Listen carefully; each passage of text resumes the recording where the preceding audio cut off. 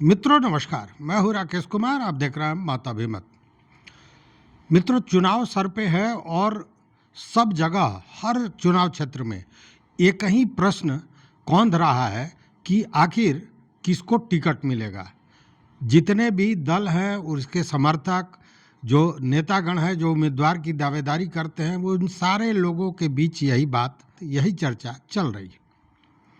मैं 2 दिन पहले कल्याणपुर, पूर्वी चंपारण का कल्याणपुर विधानसभा क्षेत्र है, केसरिया है, इस पे एक चर्चा हमने की थी वरिष्ठ पत्रकार और राजनीतिक विश्लेषक प्रोफेसर चंद्रभूषण पांडे के साथ। उसके बाद कई मित्रों ने फ़ोन किया और सारे लोगों के विचार अलग अलग, जो जिसका समर्थक है उस हिसाब से बात कर रहा है। लेकिन कुछ लोगों ने यह भी कहा कि चूंकि पिछले समय, जो अभी तो वर्तमान में विधायक महाराजद के मनोज कुमार यादव हैं, जो जिलाध्यक्ष भी हैं, लेकिन उसके पूर्व सचिंद्र प्रसाद सिंह विधायक हुआ करते थे, जो हार गए, जिनको मनोज कुमार यादव ने हराया, कि चूंकि वो पूर्व में रह चुके हैं इसलिए टिकट उन्हीं को मिलेगी। और इस पर कई मित्रों का अलग अलग विचार है। कई मित्रों ने कहा कि इस पर बात की जाए, तो आज इसी पर बात करने की ज़रूरत है। देखिए मित्रों, जो मीडिया रिपोर्ट्स है उसके अनुसार अगर आप गहराई से देखें तो इस बार बिहार में जो चुनाव होने जा रहा है, विधानसभा चुनाव 2025, इसमें लगभग 15 से 18 ऐसे विधायक हैं, सिटिंग विधायक हैं, जिनकी टिकट कट सकती है। यह मैं नहीं कह रहा हूँ, मीडिया को खंगाल लीजिए, समाचारों को खंगाल लीजिए, विशेषज्ञों से बात कीजिए, स्पष्ट हो जाएगा। मतलब कि एक बड़ी संख्या विधायकों की, सिटिंग विधायकों की होगी जिनका टिकट कट सकता है, जबकि वो जीते हुए हैं। ऐसे में अगर कोई पूर्व विधायक की बात करता है, उसकी गारंटी लेता है कि उसको टिकट मिलेगा ही, यह बड़ा हास्यास्पद है। चूँकि स्थितियां, परिस्थितियां, समय, काल, ये सारा कुछ देखा जाता है इसको लेकर। और ख़ासकर भाजपा में जो टिकट दी जाती है उसका जो मापदंड है वो कुछ अलग है। देखिए, इसमें है क्या कि पार्टी के प्रति वह व्यक्ति कितना निष्ठावान है, यह एक बहुत बड़ा मामला होता है। उस व्यक्ति का प्रदर्शन कैसा रहा है, उसके अलावा उस व्यक्ति के जीत की संभावनाएं कितनी हैं, बूथ स्तर पर उसकी लोकप्रियता कितनी है और उनकी सक्रियता कितनी है, पिछली जीत कितने वोटों से हुई थी, जीत कितने वोटों से हुई थी। मैं उन लोगों की बात करता हूं जो सिटिंग विधायक हैं। यहाँ तो मापदंड में यह है कि जीत कितने वोटों से हुई थी, यह नहीं है कि हार कितने वोटों से हुई थी। इसीलिए यह कहना कि फलाने को मिल जाएगा या फलाने को मिल जाएगा, इस तरह की बात बहुत, देखिए, जो परिस्थितियां हैं उस पर विचार करें कि जो मापदंड भाजपा का है उस मापदंड पर कौन लोग खरे उतर रहे हैं और उन्हीं को टिकट मिल सकता है। कि कुछ नाम, 5 तो ऐसे नाम हैं जो बार बार मीडिया में आप देखेंगे, जैसे भागीरथी देवी, रश्मि वर्मा जो नरकटियागंज से विधायक हैं, उसके अलावा ज्ञानेंद्र सिंह ज्ञानू, अमरेंद्र प्रताप सिंह, राघवेंद्र प्रताप सिंह, इन लोगों की चर्चा बार बार आती है कि इनका नाम कट जाएगा। अगर चंपारण में बात करें तो 2-3 लोग यहाँ भी हैं उस तरह के, जिसमें एक गोविंदगंज का मामला आता है जहाँ सुनील मरी तिवारी हैं। हालांकि उनके सीट के कटने की बात जो है वह परफॉर्मेंस का मामला नहीं है। वो चूँकि गठबंधन, राष्ट्रीय जनतांत्रिक गठबंधन एनडीए के घटक दल जो लोजपा रामविलास है, उसका कड़ा दावा है, इसलिए उस पर मामला हो रहा है। लेकिन चिरैया में यह कहा जा रहा है कि परफॉर्मेंस के आधार पर टिकट नहीं मिलेगा। तो ये सारी चीज़ें चल रही हैं। दूसरी बात कि पिछले दिनों आपने देखा होगा, आप जानते हैं कि अमित शाह जो चाणक्य माने जाते हैं भाजपा के, वो बिहार का दौरा किए थे, बिहार आए थे। और ये माना जाता है कि उनकी जो रणनीति है उसके तहत लगभग 15 से 18 विधायक ऐसे हैं जिनको टिकट नहीं मिल सकता है। और सबसे बड़ी बात यह है कि खासकर उन जगहों के विधायक जहां विपक्ष मजबूत है और जो विधायक हैं उनका जनाधार कमज़ोर नज़र आ रहा है, उन लोगों पर तो खासकर टिकट कटने का तलवार लटका हुआ है। रही बात दूसरी कि बहुत से ऐसे लोग हैं जो अपने परिवार के दूसरे व्यक्ति को चाहते हैं टिकट देना, तो भाजपा में यह स्पष्ट है कि हालाहाली पारिवारिक माने परिवार को किसी व्यक्ति को टिकट न दिया जाए, मतलब परिवारवाद से दूर रहा जाए। इसलिए वहाँ भी वैसा कोई संयोग नहीं बनता दिख रहा है। अब देखिए, ये टिकट का जो निर्णय है यह कहीं चाय के दुकान पे तो टिकट बिकता नहीं है। टिकट का जो निर्णय है वो दिल्ली नेतृत्व लेती है, राज्य का जो नेतृत्व है वो लेता है, स्थानीय कार्यकर्ताओं से बात की जाती है, समीक्षाएं होती है, जातिगत समीकरण देखा जाता है।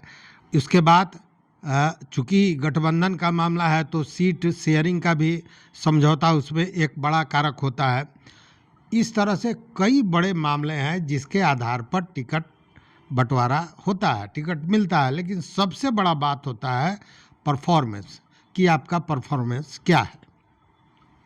अब परफॉर्मेंस पर देखें तो देखिए, जो कल्याणपुर में है तो मनोज यादव हैं, राजद के विधायक हैं। वो क्या काम किए नहीं काम किए यह तो समीक्षा जनता कर ही रही है।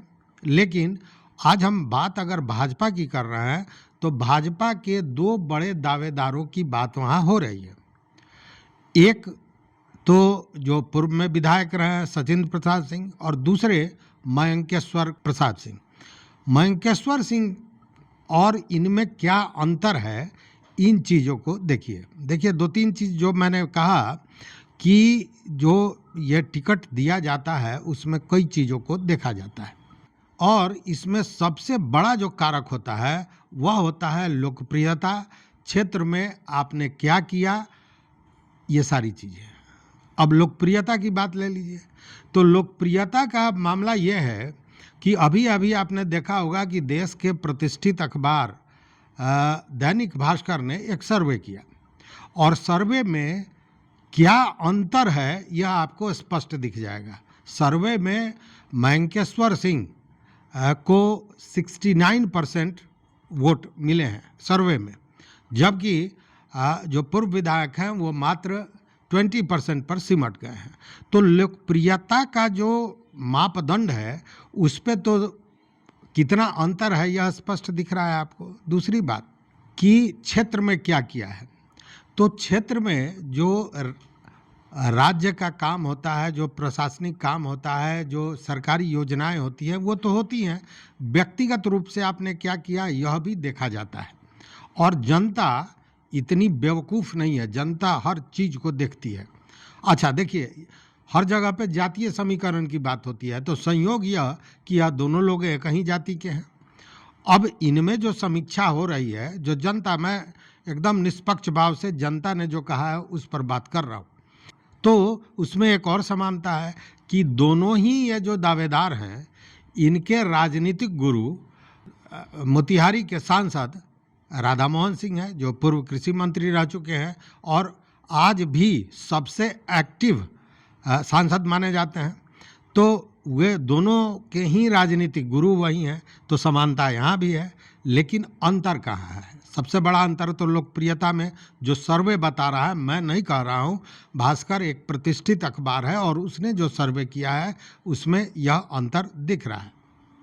दूसरी बात कि पोस्ट पर नहीं रहते हुए, किसी पद पर नहीं रहते हुए भी लगातार 15-20 वर्षों से क्षेत्र में लोगों के साथ, लोगों के दुख सुख में साथ रहने की बात बताई जा रही है कि मयंकेश्वर सिंह रहते हैं, जाड़ा का समय है तो कंबल वितरण और ये तमाम चीज़ें, ये सब तो आम बात है। उसके अलावा देखिए, अब जरा एक बार भूगोल को देख लीजिए। कल्याणपुर के भूगोल को देख लीजिए, कल्याणपुर में एक भी इंडस्ट्री नहीं है या कोई भी शहर नहीं है उस क्षेत्र में, मतलब पूर्णतः वो ग्रामीण क्षेत्र है। तो ग्रामीण क्षेत्र है तो मैक्सिमम जो वोटरों की संख्या है, जो वोटर हैं वो हैं किसान। स्वाभाविक है, जब कोई इंडस्ट्री नहीं है, कोई शहर नहीं है, तो जो होंगे किसान होंगे। तो वहाँ एक बहुत बड़ा काम मयंकेश्वर सिंह ने किया, और वह उन्होंने एक बहुत विशाल, बहुत बड़ा एक कोल्ड स्टोरेज बनाया। चूँकि उस इलाके में आलू वगैरह की खेती होती है तो लोगों को परेशानियां हो रही थी, तो उन्होंने एक कोल्ड स्टोरेज खोला। पूरा वैज्ञानिक आधार पर उस कोल्ड स्टोरेज को बनाया गया। इससे लाभ क्या हुआ कि वहाँ के किसानों का सीधा संपर्क हो गया मयंकेश्वर सिंह से, और हजारों की संख्या में किसान को लाभ होने लगा, उनका फसल बचने लगा, उनके फसल की सही कीमत मिलने लगी। तो ये एक बड़ा काम उन्होंने किया। अब और देखिए कि मयंकेश्वर सिंह ने एक और काम किया जिसमें उनको लेकर, उनके आचरण को लेकर बहुत प्रसिद्धि मिली, और वो था विराट रामायण मंदिर। विराट रामायण मंदिर का निर्माण हो रहा है, और आपको याद होगा स्वर्गीय कुणाल किशोर जी ने इसकी शुरुआत की थी, और उसमें उनके साथ जुड़कर काम करने का, पहला चंदा देने का, और बहुत बड़ी राशि उन्होंने दी थी, कमेटी में भी हैं। इससे भी उनको बहुत बड़ी प्रसिद्धि मिली। दूसरी बात, इसके पीछे एक और कारण है कि बहुत आस्तिक प्रवृत्ति के लोग माने जाते हैं। चूँकि आपको याद होगा कि भारतीय जनता पार्टी का गोवंश प्रकोष्ठ के वो राष्ट्रीय संयोजक रह चुके हैं। उसके अलावा बिहार विश्वविद्यालय के सीनेट के मेंबर रह चुके हैं, और चूँकि उनका काम कारोबार वगैरह दिल्ली में है, उसके चलते भाजपा में राष्ट्रीय स्तर पर काम भी उन्होंने किया। आपको याद होगा पिछले दिनों जब उनको बनाया गया था बिहार में लघु उद्योग प्रकोष्ठ का अध्यक्ष, तो उन्होंने मोतिहारी के गांधी प्रेक्षागृह में एक सम्मेलन कराया था, और इतना विशाल वो सम्मेलन हुआ था जिसमें केवल लघु उद्योग कर्मी आए हुए थे, जिसमें बिहार के उस समय शाहनवाज हुसैन उद्योग मंत्री थे। तो उन्होंने ये कहा था कि न भूतो न भविष्यति, इस तरह का लघु उद्योगपतियों का, उद्योग कर्मियों का ऐसा कभी सम्मेलन न हुआ है न होगा। तो इस तरह उन्होंने अपना जो व्यक्तित्व है, अपने कार्य क्षमता है, अपनी लोकप्रियता है, इसको साधा है। तो कहने का मतलब यह है कि देखिए, मेरे पास पद मिल जाए और हम कोई काम करें, और कोई व्यक्ति ऐसा जो पदधारी नहीं है, जिसको कोई पद नहीं है, फिर भी अगर वो कुछ कर रहा है, तो यही कारण बना है कि सर्वे में उनको 69% मत दिया गया है, भास्कर जैसे प्रतिष्ठित अखबार के सर्वे में। यह बड़ा महत्वपूर्ण है। इसीलिए जो लोग ये कह रहे हैं, दावा कर रहे हैं कि फलाने को मिल जाएगा चूँकि पूर्व में विधायक थे, तो यह बात पचती नहीं है। इसलिए कि जो विधायक हैं वह भी एक तरह से कहें कि छाटे जा रहे हैं। 15 से 18 हमने बताया, मीडिया रिपोर्ट्स है, मैं खुद नहीं कह रहा हूँ। सर्वे की बात भी मैं कह रहा हूँ, वो खुद नहीं कर रहा हूँ, वो सर्वे में है। तो ऐसी स्थिति में यह कह देना कि किसको टिकट मिलेगा, यह कहना बहुत मुश्किल है। और कम से कम भाजपा में, चूँकि भाजपा में सक्रियता, लोकप्रियता, आपकी निष्ठा, आपकी ईमानदारी, आपका काम करने का तरीका, आपकी योग्यता, आपकी क्षमता, इन सारे चीज़ों को देखा जाता है। और बाकी जो चीज़ें होती हैं, जैसे किसका बरदहस्त प्राप्त है, तो दोनों ही ऐसे लोग हैं जिनको सांसद महोदय का बरदहस्त प्राप्त है। देखने वाली बात है कि आने वाले समय में क्या समाचार मिलता है, किसके हाथ में टिकट जाता है। लेकिन यह आज के दिन में तय कर देना कि इन्हीं को टिकट मिलेगा, यह भ्रामक है, यह सही नहीं है। तो इस वीडियो में बस इतना ही। देखते रहिए मत अभिमत। मित्रों, चैनल पर नए हो तो सब्सक्राइब कीजिए, लाइक कीजिए, दोस्तों के साथ शेयर कीजिए और अपना विचार जरूर दीजिए। बहुत बहुत धन्यवाद, कोटिशः आभार।